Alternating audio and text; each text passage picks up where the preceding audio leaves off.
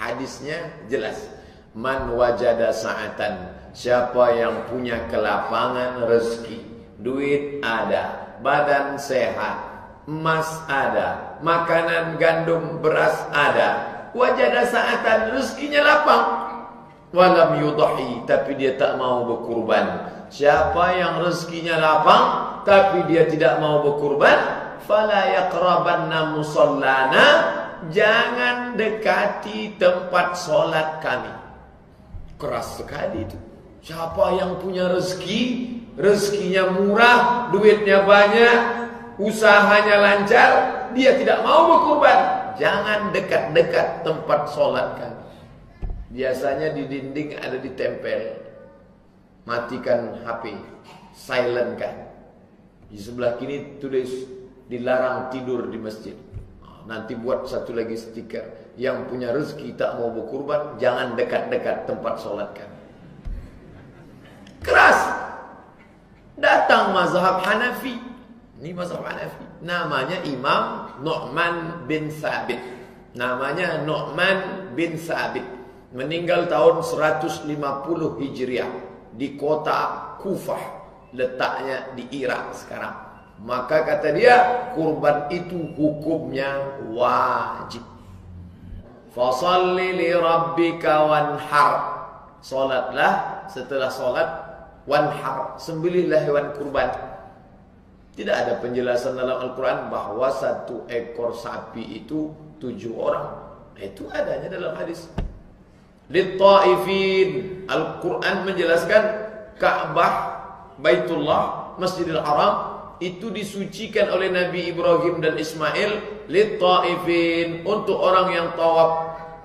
Al-Quran menyebutkan umum tawaf, bahwa tawaf itu dimulai dari Hajar Aswad, lalu kemudian bacaannya dari Rukun Yamani ke Hajar Aswad, Rabbana atina fid dunya hasanah. Dia sebanyak 7 kali putaran. Habis itu sholat sunat 2 rakaat di belakang maqam Ibrahim. Itu adanya dalam hadis. Nah, Al-Quran ada, hadis ada, tapi perbuatan Nabi itu tidak semuanya dikatakan perbuatan Nabi itu wajib. Kalaulah semua perbuatan Nabi itu wajib, semua perbuatan Nabi wajib, Nabi pakai jubah. Kalau begitu pakai jubah wajib. Nabi pakai sorban, kalau begitu pakai sorban wajib. Nabi kalau mau sholat bersiwak, kalau begitu bersiwak itu wajib. Nabi SAW banyak sekali perbuatan Nabi. Oleh sebab itu datanglah ulama. Ulama itu disebut dengan ulama fikih. Fikih artinya paham. Kenapa disebut mereka paham? Karena mereka inilah yang memahami Quran, hadis, bahasa Arab, kaedah-kaedah untuk mengeluarkan hukum. Maka mereka disebut dengan faqih. Nama ilmunya fikih, orangnya faqih. Kalau banyak fuqaha. Jadi Bapak Ibu kalau pernah mendengar ini menurut fuqaha, ilmunya fikih, orangnya faqih. Kalau dia banyak fuqaha. Lalu kemudian datanglah mereka menyusun rukun solat ada 13. Mana pernah Nabi mengajarkan? Bukalah Quran ini dari mulai Al-Fatihah sampai An-Nas. Hai orang-orang beriman, rukun solat ada 13. Tak ada. Hadis Nabi pun tak pernah menyebut. Bukalah dari awal Sahih Bukhari sampai ujung 7.275 hadis. Carilah. Dari Abu Hurairah radhiyallahu anhu berkata, Rasulullah SAW bersabda, hai orang-orang beriman, sesungguhnya rukun salat itu ada 13. Tak ada. Itu siapa yang menggodok? Digodok, dibuat formulanya oleh para ulama. Mereka berijtihad. Ijtihad artinya bathlul juhdi, mengerahkan segenap kemampuan, kecerdasan otaknya, kemampuan bahasa Arabnya, hafalan ayat Qur'annya, hafalan hadisnya, hafalan kaedah-kaedahnya untuk mengeluarkan hukum-hukum syariat Islam. Kalau perintahnya itu kuat, maka hukumnya wajib. Kalau perintahnya tidak begitu kuat, maka hukumnya sunnat.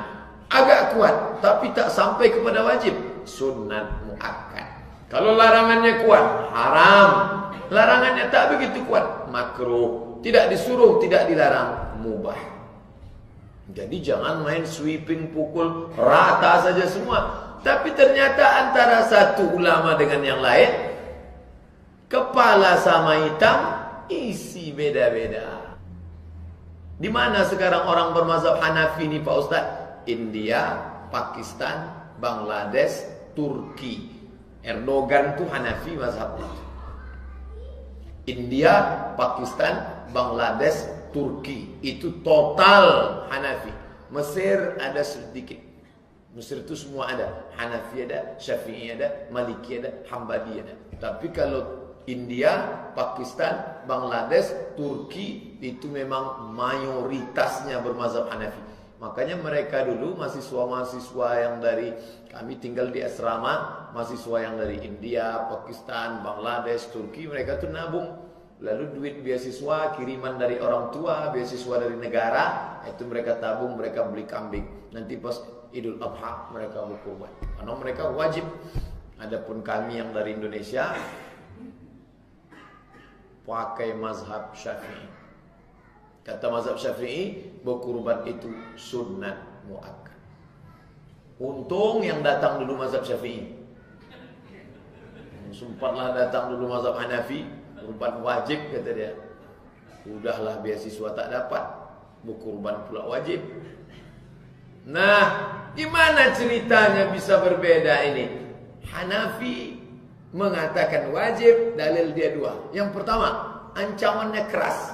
Man wajada sa'atan, siapa yang punya kelapangan rezeki walam yudhi tapi dia tak mau berkurban, fala yaqrabanna musallana, jangan dekat-dekat. Ini kan ancaman nih, jangan dekat-dekat. Kalau begitu ancaman, kalau suatu hadis mengandung ancaman, tahdid berarti lil wujub, wajib. Dalil yang kedua, Nabi seumur hidup tidak pernah meninggalkan kurban. Sejak kurban diwajibkan, maka sampai dia meninggal dunia, dia berkurban terus. Muazabah, dia terus menerus berkurban. Maka berdasarkan ini, kurban wajib menurut mazhab Hanafi. Setelah saya sebutkan dua dalil yang kuat ini, apakah Bapak Ibu merasa cocok dengan mazhab Hanafi ini? Tak ada yang setuju nampaknya. Dalil kuat nih. Nanti datang Ustaz ceramah di sini, berkurban itu wajib. Rupanya dia tamat dari Lucknow. Lucknow itu satu kota di India. Di situ ada sekolah yang sangat besar dipimpin oleh Syekh Abdul Hasan An-Nadawi. Nama sekolahnya Nadwatul Ulama. Tempat kita Nahdlatul Ulama. Yang di Lucknow itu Nadwatul Ulama. Sekolah besar. Orang Riau ada beberapa yang sekolah di situ. Bermazhab Hanafi. Apakah mereka pulang pakai Hanafi? Wallahu a'lam bishawab. Tapi yang jelas, menurut mazhab Hanafi, kurban itu wajib. Ini dalilnya. Tapi kata mazhab Syafi'i, kurban tak sampai wajib. Wajib, di bawah wajib itu sunat muakkad. Kata dia kurban tak sampai wajib, sunat muakkad. Apa pula dalilnya? Oh, inilah yang kami tunggu-tunggu nih Pak Ustaz. Sudah sesak napas kami dengar wajib ini. Kalau kata mazhab Syafi'i tak wajib. Jadi apa? Sunat muakkad saja. Mana dalilnya? Dalilnya adalah Nabi mengatakan salasun, ada 3 perkara. Hunna alayya faraidu, bagi aku 3 perkara itu wajib. Walakum tatawwu', tapi bagi kalian hanya sunat saja. Apa itu? Ad-duha, al-witru, wal-udhiyah.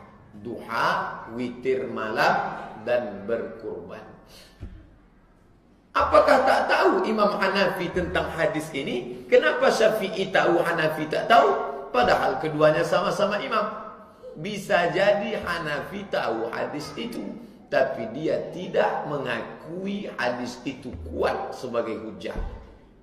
Jadi kita selama ini menerima hasilnya.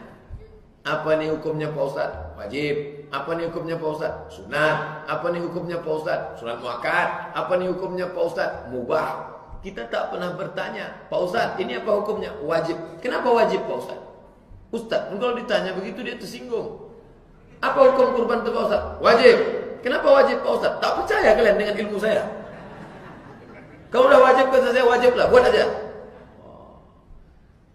Tak salah kalau Bapak Ibu bertanya. Kenapa? Ini kan dalam rangka muzakarah. Dia tahu kurban itu wajib. Mana dalilnya?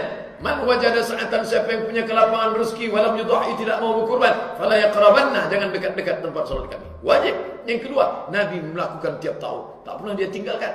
Tapi ternyata ada hadis lain. 3 perkara ini wajib bagiku.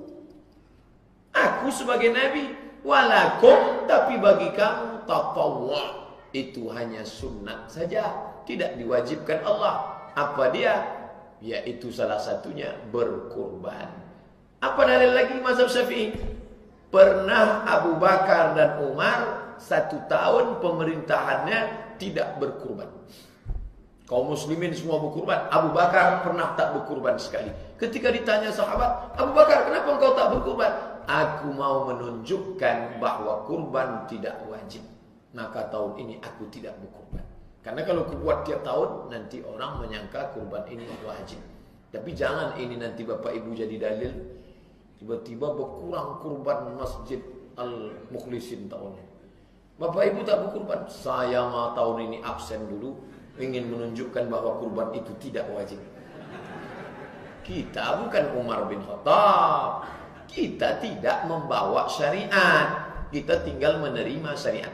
Ini sampel contoh supaya Bapak Ibu jangan bingung. Nanti ada orang mengatakan nabinya satu, Qurannya satu, kiblatnya satu, Ka'bahnya satu. Kenapa bisa ini mengatakan wajib, ini mengatakan sunat? Karena di situ ada perbedaan pendapat melihat dalil-dalil. Tapi jangan semua mau diperbedakan. Ada yang tak bisa dibantah sama sekali. Absolut mutlak. Contoh surat An-Nur. Az-zaniyatu waz-zani, pezina perempuan, pezina laki-laki, fajlidu kulla wahidin minhuma mi'ata jaldah, cambuklah mereka 100 kali cambuk. Az-zaniyatu, pezina perempuan, waz-zani, pezina laki-laki, fajlidu kulla wahidin minhuma, cambuklah mereka yang belum menikah mi'ata jaldah, 100 kali cambuk. Itu tak bisa Bapak katakan menurut mazhab saya tak wajib nih Pak Ustaz. Oh tak bisa, karena ini tertulis secara teks. Sedangkan kurban tadi tak ada secara teks. Maka ulama berijtihad untuk menetapkan hukumnya. Nah, yang terjadi sekarang di tengah masyarakat mana? Yang sudah jelas-jelas qat'i. Qat'i itu apa Pak Ustaz? Absolut. Absolut itu apa Pak Ustaz? Tak terbantahkan. Tak terbantahkan itu apa Pak Ustaz? Entahlah. Qat'i, absolut, tak terbantahkan, tak bisa diganggu gugat. Yang tak diganggu gugat mau diganggu gugat. Ini yang penyakit umat ini sekarang. Masalah zina tak bisa diganggu gugat. Itu mau diganggu gugat. Sementara masalah kurban, masalah khilafiyah yang masih bisa longgar, ditarik-tarik, itu pula mau dibuat menjadi tidak bisa diganggu gugat. Ini logika berpikirnya udah sungsang. Terbalik isi kepalanya. Entah terlalu banyak makan gorengan, wallahu a'lam. Yang jelas malam ini saya mau menjelaskan ada perkara-perkara yang memang bisa ditawar, tapi ada perkara yang tidak bisa ditawar. Menurut bahasa istilah Syekh Muhammad Yusuf Al-Qaradawi, as-sawabit wal mutaghayyirat. Ada yang harga paten, harga mati, tak bisa ditawar. Tapi ada yang menurut ini wajib, menurut ini sunnah, menurut ini haram, tapi menurut ini belum tentu haram. Ada tuh Pak Ustaz, menurut ini haram, menurut ini belum tentu haram. Ya, mana dia? Menurut mazhab Syafi'i, semua zinabin binatang yang bertaring, semua binatang yang bertaring haram. Baik dia di darat maupun di laut maupun di udara. Apa binatang di udara yang bertaring? Pokoknya asal jumpa binatang bertaring, maka dia haram. Oleh sebab itu semua binatang bertaring, monyet, singa, harimau. Itu tak dimakan. Kenapa? Karena Nabi mengatakan semua binatang yang bertaring zinabil, yang punya taring haram. Itu yang dipakai oleh mazhab Syafi'i. Tapi ternyata Syekh Ibnu Utsaimin dalam fatwanya kata dia, dibukanya ayat Quran, uhilla lakum saydul bahari, dihalalkan bagi kamu memburu bahari, binatang yang di laut. Binatang yang di laut, kata dia. Bagaimana kalau yang di laut itu bertaring? Itu kan tak ada dijelaskan Nabi. Nabi mengatakan bertaring, tapi Nabi tak menjelaskan di darat apa di laut. Sedangkan ini mengatakan semua yang di laut, kata dia, boleh. Maka berbeda pendapat. Ramailah di internet. Ini kelompok mengharamkan buaya. Masa buaya bertaring halal? Itu cerita tentang mereka ikhtilaf itu sudah lama. Tapi sekarang baru dibangkit di YouTube, dibangkit di internet. Akhirnya orang heboh mengkaji itu. Sampai lupa salat subuh. Berdebat masalah buaya halal apa tak halal. Sampai jam 2 malam, jam 1 malam. Sibuklah anak-anak muda ini. Padahal itu khilafiyah. Tentang salat subuh wajib. Bangunnya jam 8 semua. Yang mengatakan halal sama yang mengatakan haram, dua-duanya masuk ke dalam perbuatan haram, tak salat subuh. Luar biasa itu. Padahal ini perkara sudah lama. Ikhtilaf menyikapi ayat dengan hadis. Apakah yang bertaring itu di darat saja atau yang di laut ikut? Apakah binatang yang disebut itu halal? Berburulah kamu di laut. Hanya yang di laut yang pakai insang saja, atau yang tak berinsang pun ikut juga. Itu domennya khilafiyah. Jadi kalau Pak Ustadz condongnya kemana masalah bertaring? Saya condong ke mazhab Syafi'i. Asalkan bertaring saya tak makan. Buaya Pak Ustadz? Membayangkannya sudah geli. Tapi seandainya, seandainya saya pergilah dibawa ceramah. Macam kemarin dari Pekanbaru naik speed ke Perawang. Dari Perawang naik bis pula sampai jalan rusak 2 jam ke Buton. Dari Buton kemudian naik speed 1 jam ke Selat Panjang. Dari Selat Panjang naik lagi sampai ke Sokok. Alhamdulillah di situ masih banyak makanan halal. Andai diajak lagi ceramah sampai jauh-jauh, tiba-tiba tak ada makanan lain. Digulaikan mereka asam podeh buayo. Maka mau tak mau bisa kita ambil pendapat Syekh Ibnu Utsaimin tadi. Ustaz silakan, apa boleh buat? Allahumma barik lana fi ma razaqtana. Jadi disitulah maknanya perbedaan itu menjadi rahmat. Ikhtilafu ummati rahmatun. Perbedaan di antara umatku itu bisa menjadi rahmat. Ini bukan hadis Nabi. Kalau ada orang menyebut itu hadis Nabi, bukan. Itu adalah pendapat ulama. Kata Imam Jalaluddin Abdul Rahman As-Suyuti, meninggal tahun 911 Hijriah. Kata dia mungkin itu hadis, cuman sanadnya hilang. Kalau sanadnya hilang, dia bukan hadis. Karena hadis baru disebut hadis kalau ada sanad, ada matan. Matan itu teks hadis. Sanad itu adalah silsilah dari orang yang menulis buku sampai ke Nabi Muhammad SAW. Jangan katakan ikhtilafu ummati rahmatun. Perbedaan umatku itu menjadi rahmat, tapi maknanya baik. Ini salah satu contoh bahwa perbedaan di kalangan ulama itu ada kalanya bisa dipakai. Begitu juga dengan masalah bismillah. Masalah yang satu ustaz ni bismillahnya sir saja, yang satu jahar. Bismillahirrahmanirrahim. Alhamdulillahi rabbil alamin. Ar-Rahmanirrahim. Yang satu lagi dia baca sir. Alhamdulillahi rabbil alamin. Ar-Rahmanirrahim. Maliki yaumiddin. Yang satu lagi tak baca bismillah sama sekali. Allahu akbar. Alhamdulillahi rabbil alamin. Ar-Rahmanir Rahim. Maliki yaumiddin. 3 cara membaca bismillah. Syafi'i jahar. Hanafi dengan Hambali sir. Sedangkan Maliki tak baca bismillah sama sekali. Saya 2 tahun di Maroko, tak ada imam di Maroko baca bismillah. Langsung saja. Tapi di Saudi Arabia, Syekh Abdurrahman Sudes, Syekh Sunan Asyuraim, itu kedengaran dia baca Allahu Akbar. Bismillahirrahmanirrahim. Alhamdulillahirabbil alamin. Perbedaan itu biasa. Tapi ketika Syekh Abdurrahman Sudes datang ke Jakarta dan jadi imam di Istiqlal, dipersilakan mereka, dia maju. Silakan maju. Wah, orang di Jakarta penasaran. Saya yakin 90% yang sholat di Istiqlal itu niatnya sudah mulai berubah itu. Tidak semuanya lillahi ta'ala, tapi niatnya kira-kira Sudes jahar apa sir nih. Allahu Akbar. Bismillahirrahmanirrahim. Syekh Abdurrahman Sudes membaca bismillah jahar. Dari mana Ustaz tahu? Buka awal FB saya posting. Dapat di internet, saya posting. Waladhdallin, amin. Ternyata sebelum surat pun dia baca. Kebetulan ayat yang dia baca Sabbihis. Bismillahirrahmanirrahim. Sabbihisma rabbikal a'la. Padahal di Masjidil Haram dia tak pernah baca basmalah.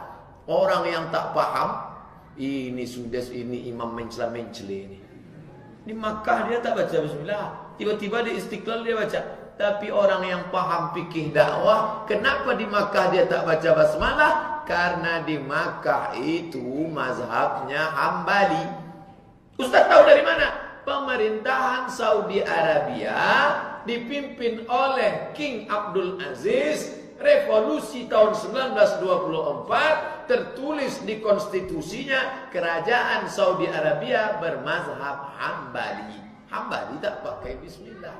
Bismillahnya sir. Tapi ketika dia sampai ke Jakarta, dia tahu orang Indonesia ini mayoritas bermazhab Syafi'i, maka dia baca pakai bismillah jahar. Apakah salah dia? Bagi orang yang paham perbedaan fikih tidak salah, tapi bagi orang yang tak mengerti maka dia bingung. Nah, bapak ibu yang sudah mengaji malam ini, adik-adik ditanya kawan nanti, gimana nih bro tentang masalah bismillah ini, jahar sir apa tidak?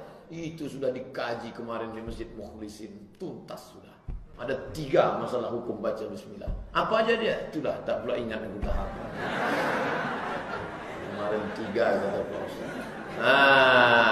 Maka tidak ada jalan lain hari ini selain mengkaji fikih perbandingan mazhab. Dari mana kami bisa tahu itu Pak Ustaz? Datanglah seorang ulama besar namanya Ibnu Rushd. Ibnu anak Rushd, lurus, cerdas. Ibnu Rushd. Dia tulislah kitab Bidayatul Mujtahid wa Nihayatul Muqtasid. Kitab ini menjadi bacaan wajib di Pondok Gontor Darussalam Ponorogo. Dr. Mustafa Umar tamat Gontor, tanya beliau, itu buku diktat mereka. Bidayatul Mujtahid wa Nihayatul Muqtasid. Kemudian ketika Dr. Mawardi Muhammad Saleh pulang ke Bangkinang, jadi ketua Majelis Ulama Kabupaten Kampar, dikumpulkannya ustadz-ustadz sekabupaten Kampar, dibukalah pengajian kitab Bidayatul Mujtahid ini di Masjid Islamic Center Bangkinang. Ustadz-ustadz datang, tapi kabarnya tak banyak ustadz yang datang. Karena kalau sudah ceramah merasa sudah selevel dengan Imam Syafi'i, tak mau lagi mendengar. Inilah masalah umat ini. Kalau ustaz sudah tak mau mengaji, tak mau mendengar, kiamat sudah dekat. Ustaz sampai hari ini saya masih bertanya ke orang, masih mengaji fikih, masih baca kitab. Oh, ternyata menurut mazhab Syafi'i begini. Saya sangka kawan-kawan saya yang kuliah di Maroko itu, orang Maroko itu paham mazhab Syafi'i. Pas saya sedang duduk di perpustakaan baca buku, datang kawan saya. Abdul Somad, "Na'am. Anta min Indonesia?" "Aywa." "Ya, saya dari Indonesia." "Alal madhhabil Imam Syafi'i." "Kamu mazhab Syafi'i?" "Ya." Dibawanya kitab fikih. Ini saya baca di fikih. Orang mazhab Syafi'i itu bismillahnya jahar. Iya, kami baca jahar. Jadi kalian salat zuhur, bismillahirrahmanirrahim. Gitu. Ketawa saya. Padahal dia S2. Selokal sama saya. Rupanya dia tak paham. Disangkanya kita sholat zuhur bismillahnya jahar. Bismillahirrahmanirrahim. Oh, ente tak paham ternyata. Yang dimaksud bismillah jahar itu pada sholat jahar. Sholat subuh, sholat maghrib, sholat isya, sholat jumat, sholat id. Sholat zuhur sama sholat asar kami tetap sir. Oh gitu maksudnya. Kenapa? Karena dia tidak belajar mazhab Syafi'i. Bapak Ibu bisa bayangkan itu. S2 Darul Hadis tak paham makna bismillah sir dalam mazhab Syafi'i. Bismillah jahar dalam mazhab Syafi'i. Jadi amat sangat penting akan datang kurikulum Masjid Mukhlisin Jalan Sakuntala dari mulai Ramadan 2016 ke Ramadan 2017. Fikih perbandingan mazhab. Hadirkanlah pakar-pakar fikih di Provinsi Riau. Ustadz Mawardi Muhammad Saleh, Ustadz Samsudin Muir, Ustadz Hasbullah, Ustadz Muhammad Fakhri. Ustadz itu orang fikih semua itu. Jurusannya memang S1 fikih, S2 fikih, S3 fikih. Kalau ada S4 fikih juga lagi mereka. Spesialis di bidang fikih. Jadi yang pertama menyusun ini yang sistematis Ibnu Rushd tadi. Ibnu Rushd, Bapak Ibu bisa lihat patung Ibnu Rushd. Loh, Ibnu Rushd ada patungnya? Ada. Tapi patung itu haram. Yang membuat patung Ibnu Rushd orang Spanyol. Kenapa orang Spanyol bisa kenal Ibnu Rushd? Rupanya Ibnu Rushd ini tidak hanya ahli fikih, tapi juga ahli filsafat. Dan orang Barat suka belajar filsafat. Tapi di Spanyol namanya bukan Ibnu Rushd, namanya Averroes. Tulis di Google Averroes. Nanti nampak ada orang pakai jubah panjang, pakai sorban, jenggotnya panjang, sebelah kanan megang kitab, sebelah kiri sedang mikir. Dia seorang pemikir, Averroes. Jadi artinya apa? Dia juga seorang filosof. Kalau filosof zaman itu berarti bisa bahasa Yunani. Jadi seandainya Imam Ibnu Rushd itu hidup sekarang, dia bisa mengajar di 3 fakultas. Fakultas bahasa Yunani, fakultas syariah, fikih, perbandingan mazhab, dan fakultas usuluddin, jurusan filsafat. Jadi ulama zaman dulu itu multi talenta. Tiba-tiba sekarang ada pula ustadz di pesantren mengatakan haram belajar bahasa Inggris. Karena bahasa Inggris itu bahasanya orang kafir. Bahasa Inggris itu bahasanya orang munafik. One dibaca wan. Padahal ulama-ulama dulu fikihnya mantap, hadisnya mantap, tafsirnya mantap, bahasa Yunaninya mantap, filsafatnya mantap. Itulah dia Imam Ibnu Rushd yang dikenal di barat dengan nama Averroes, dan dia masyhurnya di Andalusia. Di mana Andalusia itu sekarang? Spanyol. Dulu 700 tahun Islam berkuasa di sana, dan itu disebut dengan Andalusia. Mesir, Libya, Tunisia, Aljazair, Maroko. Laut Samudra Atlantik, Spanyol. Disitulah dia. Saya tak sampai, hanya sampai ke Maroko saja. Habis itu mau menyeberang, tak dapat visa. Itulah enaknya orang Malaysia. Memang sama-sama pesek dengan kita, tapi pesek dia pesek betuah. Karena paspor dia negara Commonwealth. Commonwealth jajahan Inggris. Jajahan Inggris bisa masuk Spanyol. Asal sudah masuk Spanyol, bebas semua negara-negara Inggris masuk mereka. Musim libur pergi mereka ke Inggris kerja. 2 bulan di Inggris balik. SIM yang ada di Kuala Lumpur berlaku di London. Enaknya lah kalian. SIM kami SIM tembak. Datang Taufik Ismail membuat syair, malu aku jadi orang Indonesia. Datang Megawati marah, jangan malu, kata dia. Taufik Ismail mengatakan malu. Ustaz malu tak jadi orang Indonesia? Tidak, saya tak pernah malu. Aku orang Indonesia. waktu di sini. Tapi kalau sudah naik taksi di Jeddah, Indonesia, Thailand. Kok hitam kata dia? Bagian pesisirnya. Kenapa Ustaz ngaku Thailand? Karena kalau ngaku Indonesia nanti telinga kita panas marah. Indonesia, Siti Rama, cantik-cantik, murah-murah. Oh, marah kita. Itu harga diri kita. Marah kita. Luar biasa. Panjang nanti cerita. Kenapa terbelok ke situ pula? Artinya Pak, bahwa perbedaan ini sudah ada sejak zaman silam. Lalu kemudian dikembangkan lagi fikih itu yang sudah diterjemahkan ke bahasa Indonesia sekarang. Yang mengajar di Masjid Nabawi namanya Syekh Abu Bakar Al-Jazairi. Ditulisnya, dia ngajar di Masjid Nabawi. Masjid Nabawi ngajar. Hasil mengajarnya itu ditulis jadi satu buku. Fikih 4 mazhab. Al-Fiqhu 'ala al-Madzahibil Arba'ah. Fikih versi 4 mazhab. Paling tua Hanafi, nomor 2 Maliki, nomor 3 Syafi'i, nomor 4 Hambali. Saya kalau nulis buku perbandingan mazhab selalu saya kutip itu Syekh Abu Bakar Al-Jazairi. Lalu kemudian datang lagi ulama dari Suriah, meninggal pas setahun yang lalu. Bulan ini dia meninggal, bulan Zulqa'dah, setahun yang lalu pula dia sudah meninggal. Itulah dia Syekh Wahbah Az-Zuhaili. Fikih ensiklopedia fikih Islam 11 jilid yang berjudul Al-Fiqhul Islami wa Adillatuh. Islamic Jurisprudence, hukum Islam, ditulisnya dalam 11 jilid. Entah kapan dia menulis itu, luar biasa. Ceramah lagi, seminar lagi, menjadi dekan Fakultas Syariah Universitas Damaskus, dan sanggup pula menulis buku sampai 11 jilid. Fikihnya ada, dan menulis tafsir pula, Tafsir Al-Munir. Sudah diterjemahkan juga. Bagus Bapak Ibu beli 2 ini. Tafsir Al-Munir dengan Fikih Islami wa Adillatu. 11 jilid 1.800.000. Oh, ujung-ujungnya Ustaz mau jual buku ternyata. Dah, saya tak ada buat buku. Terserahlah mau toko-toko buku mana, beli. Besok dapat duit, beli, letakkan di lemari.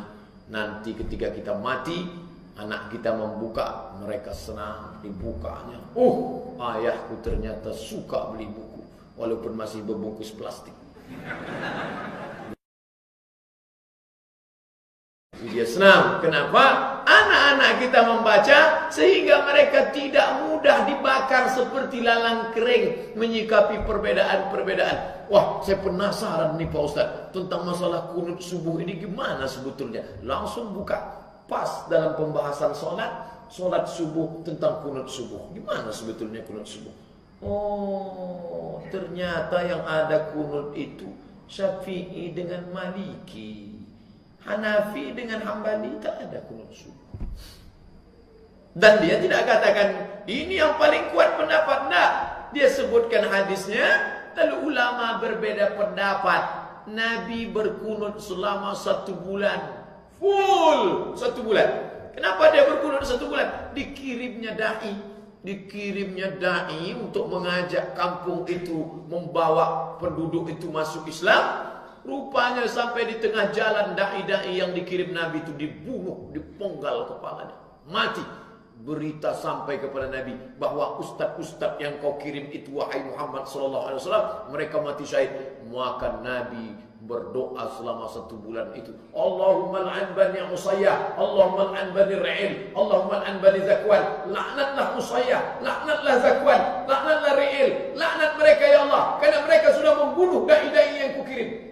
Setelah 1 bulan, summa tarakahu, kemudian Nabi meninggalkannya. Di nya itulah letak masalahnya. Kemudian Nabi meninggalkannya. Yang ditinggalkannya kunutnya apa laknatnya? Kata Hanafi sama Hambali, kemudian Nabi meninggalkannya, meninggal kunut. Setelah itu dia tak berkunut lagi. Kata Hanafi dengan Hambali, kata Maliki dengan Syafi'i, kemudian Nabi meninggalkan laknat, kunutnya tetap. Laknatnya yang dia tinggalkan. Sebulan itu yang dia pakai laknat. Laknat. Setelah sebulan, dia tetap berkunut dan tidak pakai laknat. Tengok. Jadi nanti kalau ada orang bertanya, gimana nih bro masalah kunut subuh? Itu masalahnya 3 huruf saja. Apa itu? N-Y-A-nya. Kemudian Nabi meninggalkannya. Apanya yang dia tinggalkan? Kata Hanafi dengan Hambali, Nabi meninggalkan kunut. Setelah itu dia tak berkunut. Tapi kata Syafi'i dan Maliki, Nabi meninggalkan laknat. Kunutnya tetap dibaca. Maka kata Syekh Wahbah Zuhaili, wahai umat Islam, beginilah dalil-dalilnya, kalian tinggal pilih saja. Ustaz Somad pilih mana? Saya pilih berkunut. Makanya kalau saya jadi imam di masjid dekat rumah saya memilih berkunut. Karena kata Anas bin Malik, Nabi berkunut sampai meninggal dunia. Allahumma hdina fi man hadait, wa afina fi man afait. Tapi saya tak fanatik kunut. Kebetulan saya diundang ke Masjid Muhammadiyah. Saya sholat di situ. Orang Muhammadiyah pakai majelis tarjih. Majelis tarjih memilih antara berkunut dengan tak berkunut. Mereka pilih tidak berkunut. Mereka pilih Hanafi dan Hambali. Maka Muhammadiyah tak berkunut. Tapi kabarnya itu pun Muhammadiyah yang belakangan. Muhammadiyah sebelum majelis tarjih pada masa Kiai Haji Ahmad Dahlan berkunut. Ditemukan buku sekarang. Setelah Kiai Haji Ahmad Dahlan meninggal, muncul majelis tarjih. Mereka yang merubah ini, tapi tak jadi masalah. Karena definisi Ahlussunnah wal Jamaah yang dirumuskan oleh Nahdlatul Ulama dalam bidang fikih tidak keluar dari mazhab yang 4. Hanafi, Maliki, Syafi'i, Hambali. Jadi kalau ada orang berkunut, masih Ahlussunnah. Kalau ada orang tidak berkunut, masih Ahlussunnah. Yang tidak Ahlussunnah itu mana? Yang tak sholat subuh. Nah, yang paling enak itu jadi makmum. Makanya saya di mana-mana kalau sholat ceramah, Ustaz, mana imam tetap maju. Paling enak jadi makmum. Jadi makmum gimana? Kata Imam Ibn Taimiyah, "Idza qanatal imamu faqanata." Kalau imammu berkunut, kamu tinggal ikut kunut di belakang. Wa illa fala. Kalau imammu tidak berkunut, jangan buat kunut sendirian di belakang. Sekarang ini kita ketemu 2 kelompok yang fanatik. Yang satu fanatik mesti berkunut. Kalau tidak berkunut tidak sah. Sampai-sampai di Masjidil Haram pun dia berkunut. Imam Masjidil Haram tak berkunut. Dia sempatkannya berkunut. Allah maha. Yang satu lagi pula fanatik tak mau berkunut. Imam berkunut pun dia tak mau berkunut. Apa kata Imam Hambali? Imam Hambali tidak berkunut. Tapi kata Imam Hambali, kalau imammu solat subuh itu baca kunut, angkatlah tanganmu dan ucapkan amin. Allahumma hdina fi man hadait, amin. Wa afina fi man afait, amin. Angkat tangan, ucapkan amin. Sekarang kita berhadapan dengan 2 kelompok yang fanatik. Yang satu mesti berkunut, yang satu tak mau berkunut. Sampai imamnya berkunut dia pun tak. Allahumma hdina fi man hadait, enggak mau. Wa afina fi man afait, kamu aja. Fanatisme merusak. Apa solusinya Pak Ustaz? Kalau mengaji ke YouTube, tergantung mana yang banyak YouTube-nya. Suka dia mau nengok YouTube yang banyak kunut. Wah, kunut kata dia. Suka dia menengok kunut. Mana yang paling banyak? Pas kebetulan dia tonton yang tidak ada kunut. Tidak ada kunut. Tidak ada kunut. Tidak ada kunut. Udah cukup 3 video. Mau cari yang ada kunut. Pas paket habis. Inilah dimenangkan. Tidak ada jalan lain kecuali mengkaji fikih perbandingan mazhab.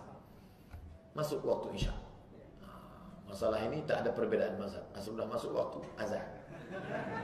Terima kasih. Wassalamualaikum warahmatullahi wabarakatuh.